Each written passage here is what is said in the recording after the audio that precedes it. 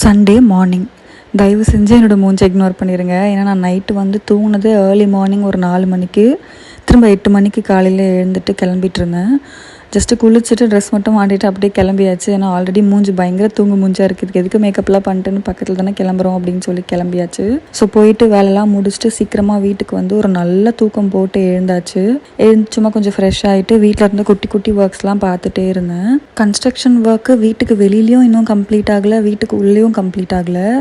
So வீட்டுக்குள்ளே complete ஆகலை அப்படிங்கிறதுனால பெருசாக எதுவுமே இன்னும் அதோட இடத்துல எடுத்து வைக்கணும் அப்படிங்கிறது எங்களுக்கு தோணவே இல்லை. ஏன்னா எப்படியும் அவங்க வீட்டுக்குள்ளே வந்து ஒர்க் பண்ணும்போது எதையாவது தள்ளி வைப்பாங்க, ப்ளஸ் ஏதாவது ஒர்க் இருக்கும், நம்ம எல்லாத்தையும் எடுக்கணும், ட்ரில் பண்ணுவாங்க, டஸ்ட்டு படும். ஸோ அதனாலே பெருசாக வந்து கான்சன்ட்ரேஷனே பண்ண முடியல. அதில் அப்படியே இருக்கிறத மட்டும் அப்படியே வச்சு அப்படியே யூஸ் பண்ணிகிட்ருக்கோம் இப்போதைக்கு. ஸோ அப்படி தான் எல்லாத்தையும் கிச்சன்லலாம் வந்துட்டு பெருசாக அரேஞ்ச் பண்ணாமல் அப்படியே வச்சுருக்கோம்.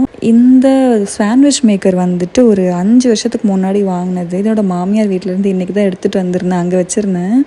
ஸோ இது வந்து நான் வாங்கலை, என்னோடய ஃப்ரெண்ட்ஸ் வந்து எனக்கு வாங்கி கொடுத்துருந்தாங்க. ஸோ ஒர்க் ஆகுமா அப்படின்னு சொல்லி ஆன் பண்ணி பார்க்கலான்னு பார்த்தா ஒர்க் ஆகிடுச்சு. சின்ராசை கையிலே பிடிக்க முடியலங்கிற மாதிரி ஹாப்பினஸ் தான். ஹாப்பினஸ்ஸை செலிப்ரேட் பண்ணுற விதமாக ஒரு ஸ்வீட் எடுத்து கொண்டாடியாச்சு. ஒன்றும் இல்லை, இது நேற்று அந்த ஜுவல் சிட்டு போட்டிருந்தேன்ல, ஸோ அதில் வந்துட்டு கிஃப்ட் கொடுத்துருந்தாங்க. அதை வந்துட்டு சாப்பிட்டு முடிச்சுட்டு திரும்ப வந்துட்டு ஈவினிங் ஸ்நாக்ஸுக்கு என்ன பண்ணலான்னு யோசிச்சிட்டே இருந்தேன். அப்போ வந்துட்டு இந்த பன்னீர் இருந்துச்சு. இது வந்து என்னோடய மாமனார் அவர் வீட்டிலையே அவரே செஞ்சு எனக்கு கொடுத்து விட்டுருந்தாரு. ஸோ இதை வச்சு ஒரு சமோசா சேட் பண்ணிடலாம் அப்படின்னு சொல்லி பிளான் பண்ணி தேவையானதெல்லாம் அரேஞ்ச் பண்ணிகிட்ருந்தேன்.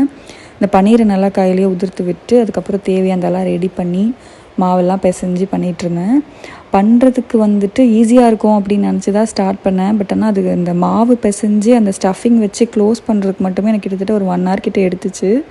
ஒரு 20 சமோசாஸ் கிட்டே போட்டிருந்தேன். ஸோ 20லாம் இல்லை, அதிகமாகவே போட்டிருப்பேன்னு நினைக்கிறேன். அதுவே ரொம்ப நேரம் எடுத்துருச்சு. கால் செம்ம வலி நின்று கம்ப்ளீட் பண்ணி முடிக்கிறதுக்குள்ளே. ஸோ எல்லாத்தையும் முடித்து சாப்பிட்றதுக்கும் நல்லா இருந்துச்சு. ஸோ முடிச்சாச்சு ஒரு வழியாக சாப்பிட்டு. இன்றைக்கி என்னோடய சண்டே இப்படி தான் போச்சு. உங்களோட சண்டே எப்படி போச்சுங்கிறத மறக்காமல் கமெண்ட்ஸை சொல்லுங்கள். மறக்காமல் நம்ம சேனலுக்கு சப்ஸ்கிரைப் பண்ணனா சப்ஸ்கிரைப் பண்ணி வச்சுக்கோங்க. Stay tune.